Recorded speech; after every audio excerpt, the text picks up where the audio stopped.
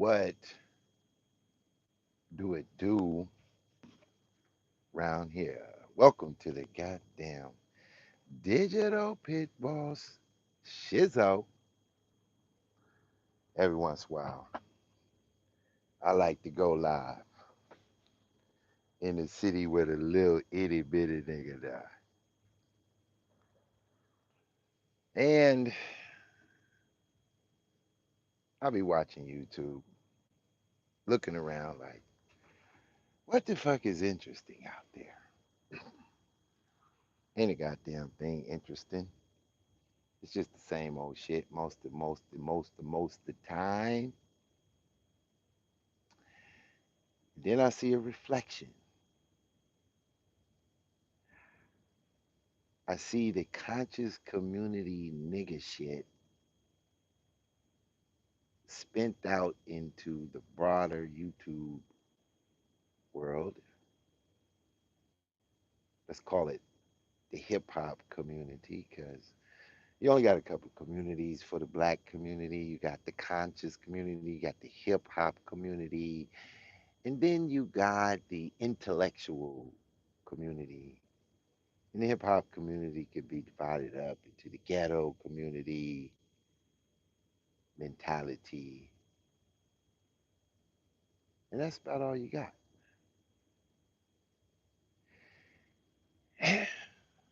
So, YouTube comes along with the live button. If you've been following my channel, you know I've been around long before the live button. So I got to play with this YouTube shit, have my little fun. But the audience wasn't that big at the particular time, right? Then the live button came along. I remember doing the show, how to go live on YouTube. I remember starting about 50 different YouTube channels, literally bringing them on my show, telling them what to download, what to do, how to go live, all that type of shit. Some people just didn't have confidence to get on a microphone and just talk in silence, because when you do YouTube, you're pretty much just talking into the air. You get used to it. It starts to feel like you're talking to somebody because you've watched your previews or your reviews of your shows. Then you kind of get used to just talking to the camera. But once you understand what the algorithms are doing and you go into your YouTube studio to go check out the algorithms, and you could see like, oh, people watching me in Australia. Oh goddamn, somebody tuned in from Bangladesh.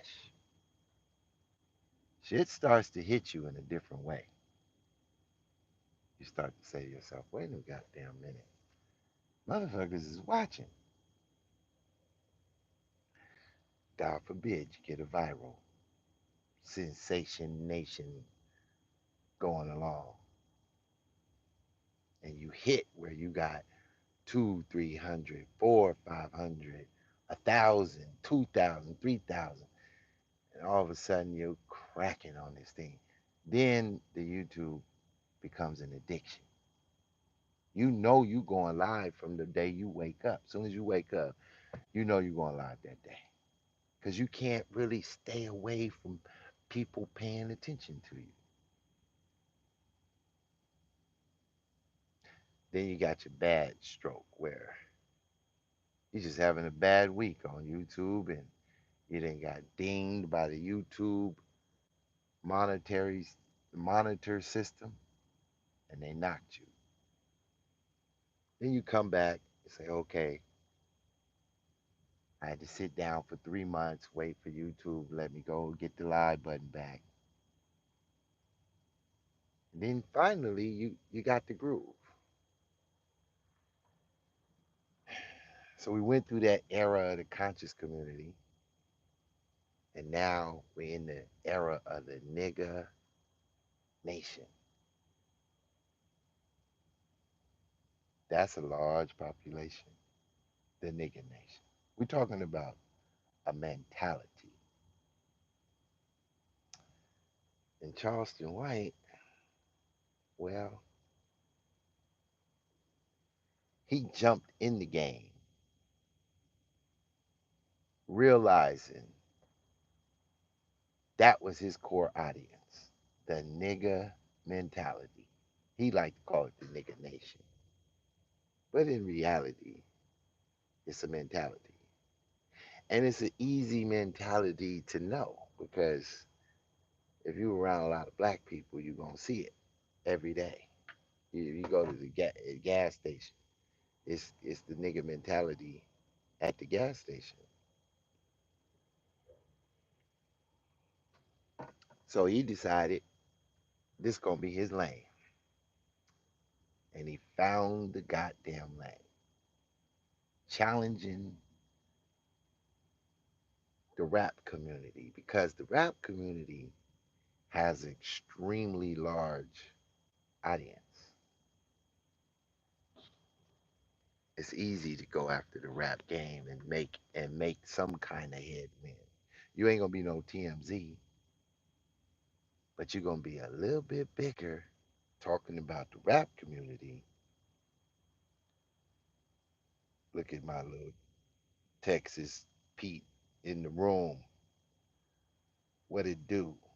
Little shout out to Texas. What your boy Charleston White doing? Why you Texas people let loose Charleston White on these rap niggas? What you call yourself doing out there? Well, Charleston White then found the thread in how to get to this money with a cell phone camera. It's pretty vicious. Now he talked about my little partner Wack. Wack bowed out, threw the white towel in because he could see that the reality was Charleston White was becoming a household name, and he pretty much they in the same lane. They in the same lane as far as their presentation on social media. They in the nigger nation lane, the niggified mentality target audience, and it's working for both of them. But currently this week, Charleston White let off on Ti, his son Bootsy. You know, I've been in Atlanta for a minute, so I've been around Bootsy. I've been on tour with Bootsy with the new Black Panther Party. Hashim and Zinga was Bootsy's bodyguard. I was on many tour dates with them. But I never really got close to Bootsy. I've been to his crib, all that, but you know, he a little younger nigga.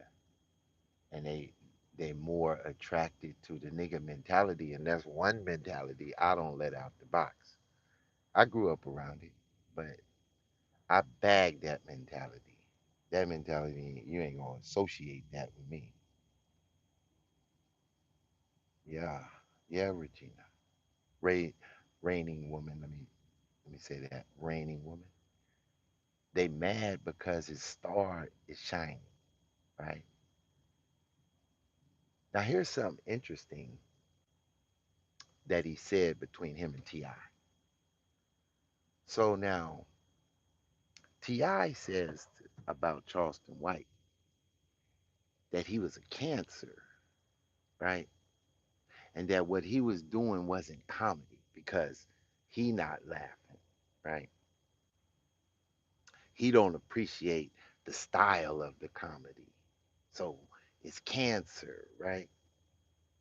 But when Ti was coming out with his trap boy music, if I would have let somebody grandmama hear that shit, they would have been like, that's goddamn cancer. That shit is horrible. How many little little niggas heard a T.I. song and was inspired to just be a hood nigga? How many hood niggas did he create? I put on somebody's comment that Charleston White is the child of T.I. and Boosie and the other rappers' mentality that they pushed out there into the black community. Is going to develop something. It certainly ain't developing lawyers and doctors. Nah, nah, nah. You developing niggas to be niggas. You developing a nigga to remain a nigga. You giving the nigga the shine, right? But Ti and them want that nigga to be a allegiance in their army. But that's just not the nigga mentality. The nigga mentality is to be untrustworthy. That's a characteristic of a nigga that he just might turn on you. He might not even fuck with you at all. How about that? Playing around, developing niggas. This was the sole reason why when I jumped out there, I kind of slid over to the conscious community. Because at least over there, they was talking about books and information. You had to read some shit. You had to be able to articulate a position. But everybody over there in the conscious community came from the nigga nation. Them niggas didn't grow up intellectual. All them niggas in the conscious community derived from the nigga nation trying to transform into intellectual niggas. And we did all that dumb nigga shit that these niggas is doing right now. But because of politics, all the communities have merged because of technology. Everybody is listening to everybody. It don't matter where you live, you can order anything from Amazon. You can order anything, have it sent to your front door. So you really got access to where back in the day, if you lived out in the country, it was like you was cut off from the good shit. You didn't really have opportunity, and you had to move to a big city to to to enjoy the city life. But nowadays, all you need is a cell phone, and you could tap into the world, to the metaverse. You have whole conversations and relationships online. You dig? So what it do to my little bitty community? My heart, I'm gonna call y'all my soul survivors. Still tuning in to the Pit Bus. And I keep the black screen on y'all on purpose for a reason, right? For now. Because I just, I'm just talking. I'm just talking. We're not watching. We just talking. We just having a conversation. I'm just the one doing all the talking, right? And I don't even go hard for these shows. Trust me. I got it. It's in me. But I know that the timing is Charleston White's moment right now, right? I gotta wait to double back. I gotta wait for consciousness to one day get a shine. But I ain't gonna come out talking conscious information like the conscious community. We're gonna talk conscious information in realization, right? We're gonna destroy what is at that time. But for now, we just comment and we just communicating thoughts, not really tripping. But I want to make a point about Ti and Charleston White, right?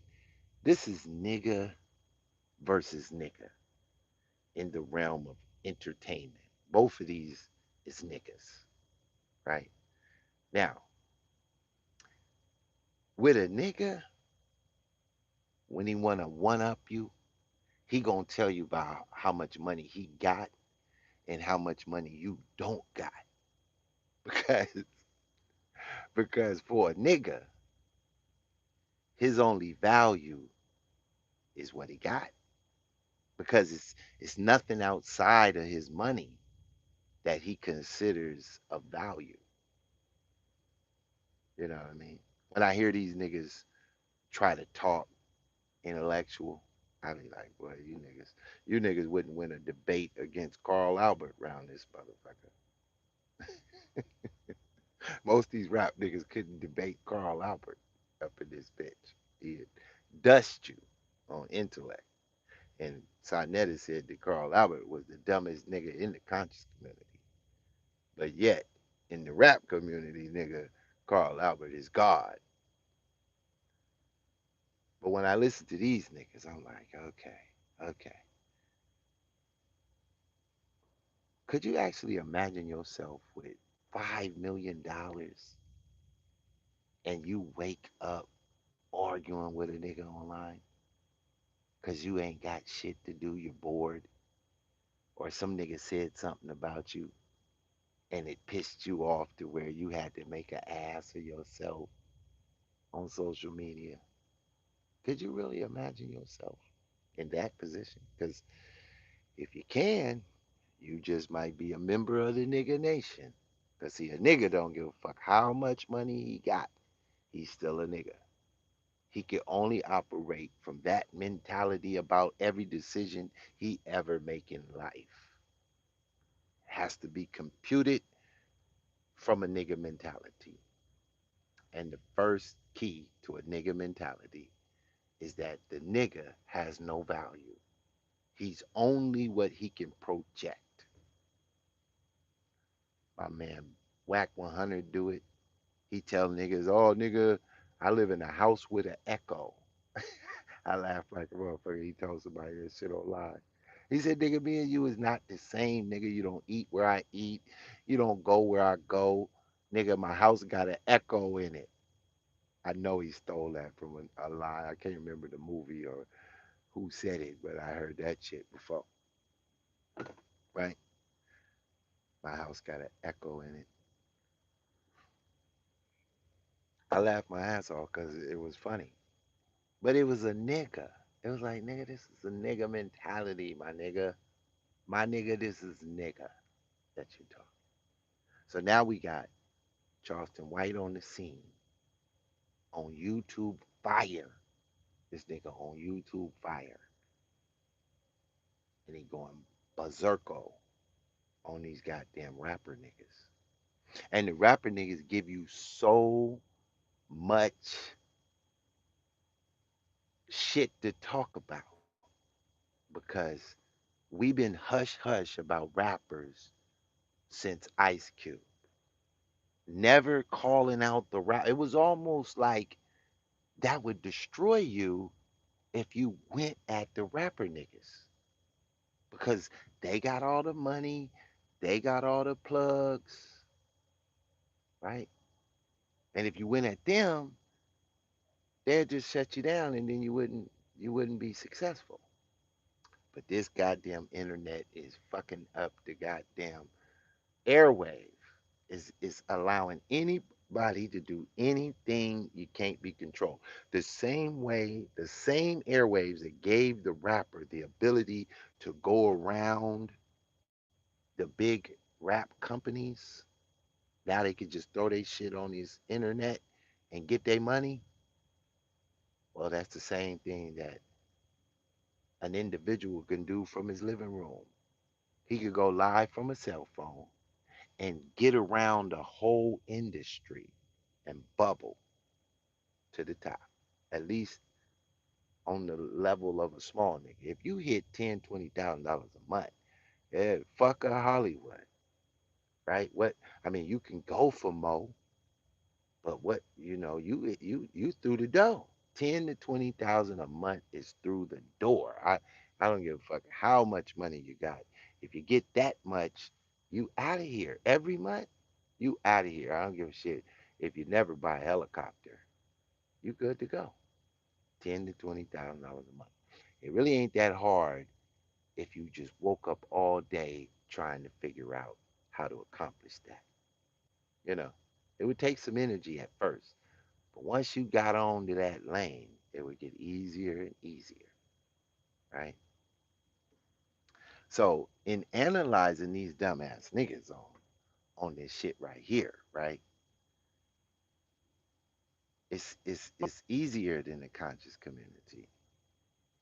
It's way easier. Rain and Room, and you should redirect your commentary to focus on Black Hollywood and go deep with a subject matter. Make that shit fit in the shit you like to talk about. It's something about these niggas you want to talk about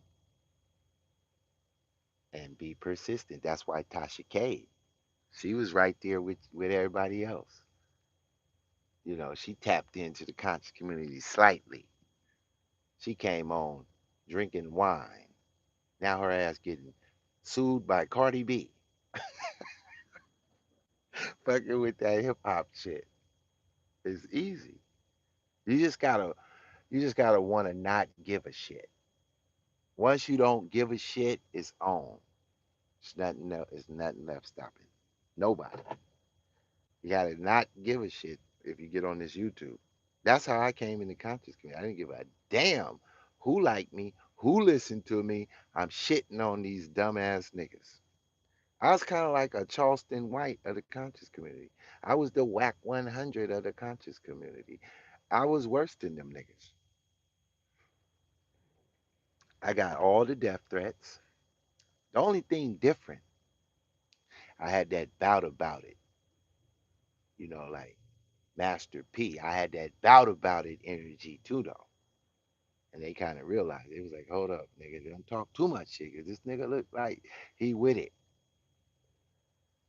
Always been that way too. Even when I was growing up in LA, I'd come outside and tell the gang, nigga, y'all niggas better leave me alone, nigga, 'cause I do all my dirt by my lonely.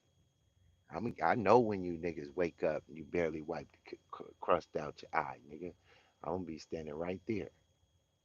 Them niggas just be looking at me like, this nigga's crazy. I'm like, no, nigga, I'm not crazy. You crazy.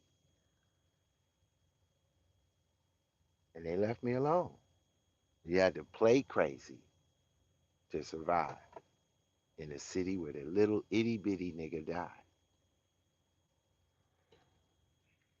But if you think about a chess game, Charleston White is mastering the nigga mentality nation. He mastering that shit. He hitting these niggas hard. These niggas are scared to open their mouth because he's not controlled by trying to get a movie deal.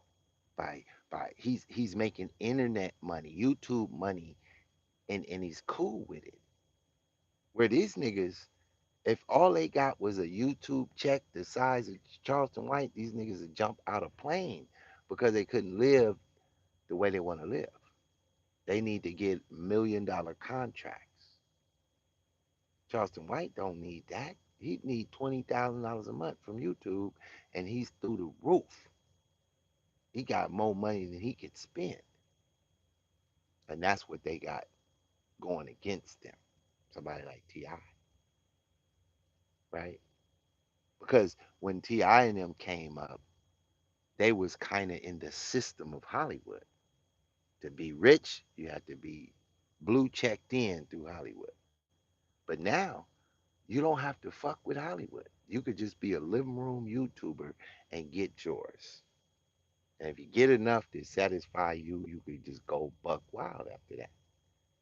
Because the audience, they're smarter than the people doing the shows overall. And if because I never could understand why motherfuckers was giving Sonetta all that money. Fuck is they giving this nigga? Don't they hate this nigga is fucking up the planet? And they just stay donating. I just, why do they do that? And then I see another dumb nigga come along and they gave that nigga a whole bunch of money. And then Polite came along and scammed the shit out of niggas and they gave that nigga more money. I was like, what in the fuck is going on? What happened to the real shit winning? Mm-mm, mm-mm, Mm-mm, mm-mm. Hollywood is based on,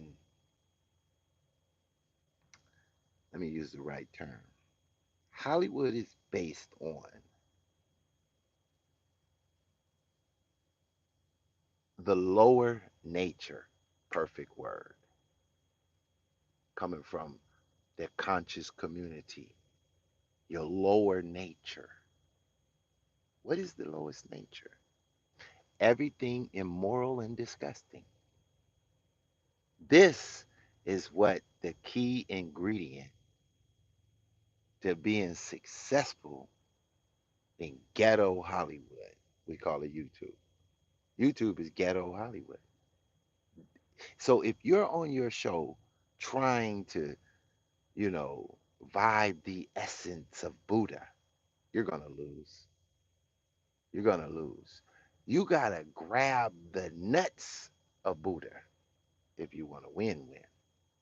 You got to go for immorality done cleverly, and you're going to blow through the roof.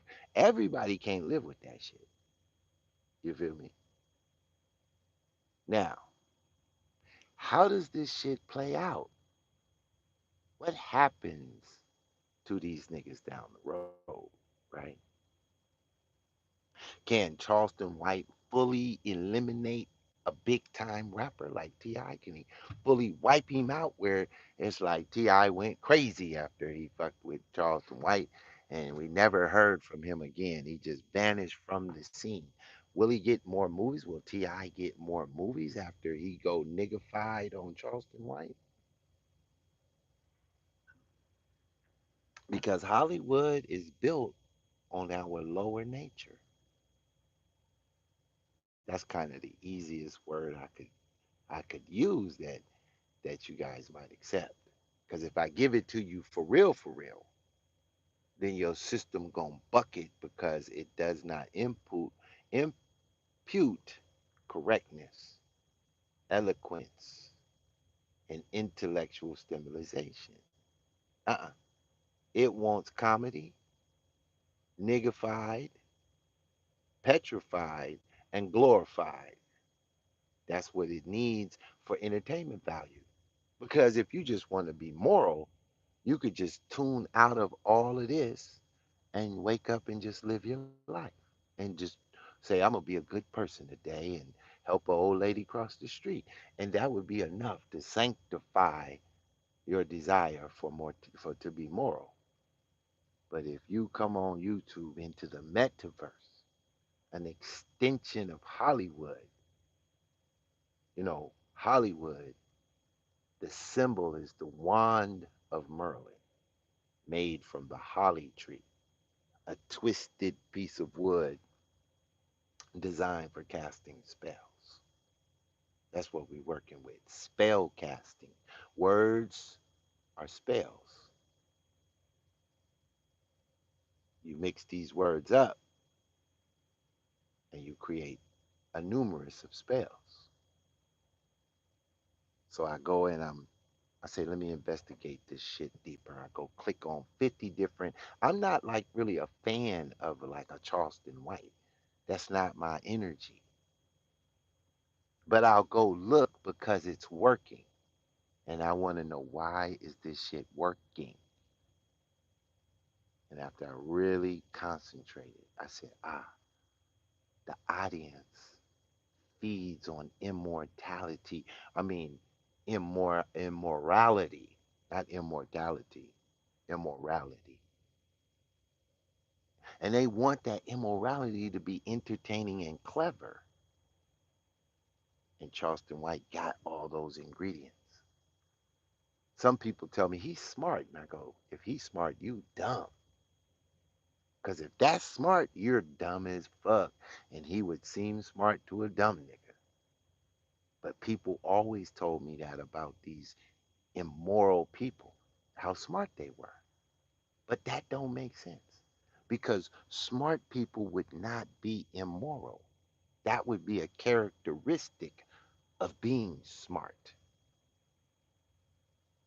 Evilness is not smart because evilness leads to destruction, and anything set to destroy itself is not smart.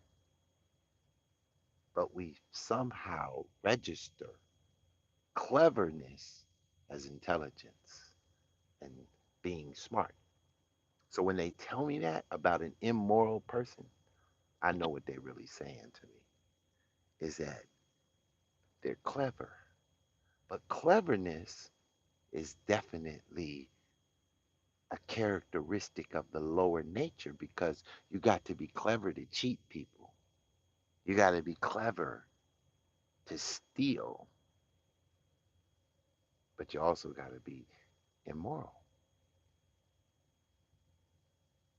And if any of you believe that there is a thing as moral and immoral, my question is where does it come from?